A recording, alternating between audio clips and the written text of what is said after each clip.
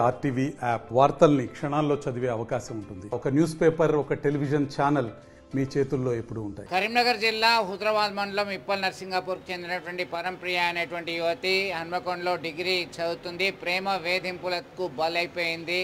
3 సంవత్సరాల నుంచి అదే గ్రామానికి చెందినటువంటి అజయ్ ఈమె వెంటబడుతున్నాడు.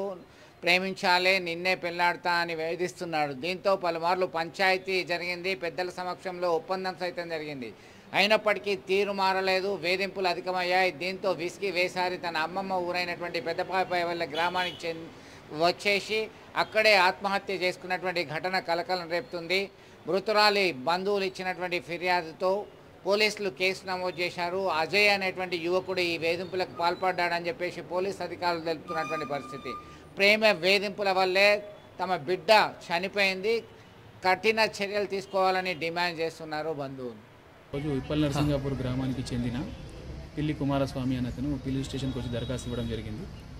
అందులో తన పాప అయిన వరుణ్ ప్రియ అనే అమ్మాయి 18 సంవత్సరాలు మహిళా డిగ్రీ కాలేజ్ కేడీసీ హన్మకొండలో డిగ్రీ ఫస్ట్ ఇయర్ చదువుతున్నది.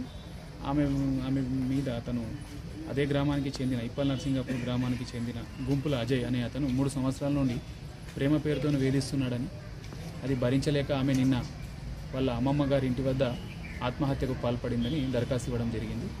అట్టి దరఖాస్తును మేము కేసు నమోదు చేసి దర్యాప్తు చేయడానికి. మరిన్ని వీడియోస్ కోసం ఛానల్ ని సబ్స్క్రైబ్ చేయండి. లేటెస్ట్ అప్డేట్స్ కోసం వాట్సాప్ ఛానల్ ని ఫాలో చేయండి. అండ్ లింక్ డిస్క్రిప్షన్ లో ఉంది.